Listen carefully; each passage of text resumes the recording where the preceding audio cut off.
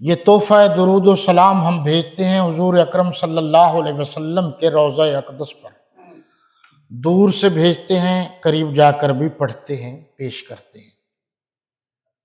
آپ ذرا ایک بات پر توجہ دیجئے کہ بہت سارے لوگ گمراہ کرتے پھرتے ہیں کہ دیکھو جی یہ تو جو درود پڑھا جاتا ہے اللہم صلی علی محمد وعلی آل محمد، آل محمد ہے درود ابراہیمی میں جو سب سے بڑا درود ہے، یہاں تو نہیں لکھا ہوا اصحاب محمد۔ یہ بھی قابل غور بات ہے۔ ایک تو اللہ کے نبی نے فرمایا کل تقی نقی فہو آلی، ہر متقی نیک پرہیزگار آدمی میری آل میں سے ہے، ایک بات۔ دوسری بات یہ ہے کہ روضہ اقدس صلی اللہ علیہ وسلم پر جب ہم تحفہ درود و سلام پیش کرتے ہیں تو حضور صلی اللہ علیہ وسلم کے قدموں میں کون سوئے ہوئے؟ شیخین مکرمین سوئے ہوئے، حضرت ابوبکر صدیق رضی اللہ تعالیٰ عنہ اور حضرت فاروق اعظم رضی اللہ تعالیٰ عنہ آرام کر رہے ہیں قدموں کی طرف۔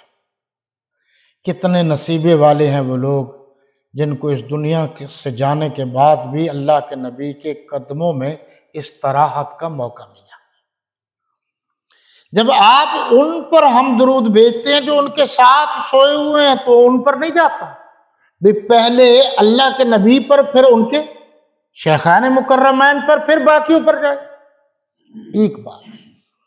دوسری بات یہ ہے کہ آپ خود بھی توجہ کریں۔ حضرت علی کرم اللہ وجہہ کے گھر میں حضور صلی اللہ علیہ وسلم کی چھوٹی بیٹی تھی، اس میں کوئی شک والی بات نہیں، داماد تھے، وہ آل نبی میں شامل ہیں، بے شک ہیں، اس پر بھی کسی کو اعتراض نہیں۔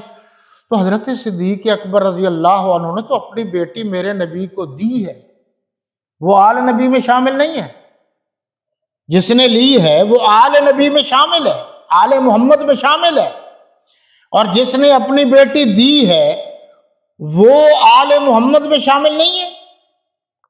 پھر حضرت عمر رضی اللہ تعالیٰ عنہ نے اپنی بیٹی سیدہ حفصہ دی ہے تو وہ آل محمد میں شامل نہیں ہے۔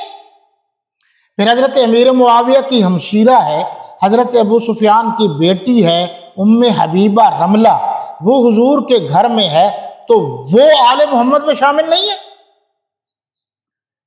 حضور کے بڑے داماد سید جناب ابو العاص رضی اللہ عنہ، ان کے گھر حضور کی بڑی بیٹی تھی، وہ شامل نہیں ہے۔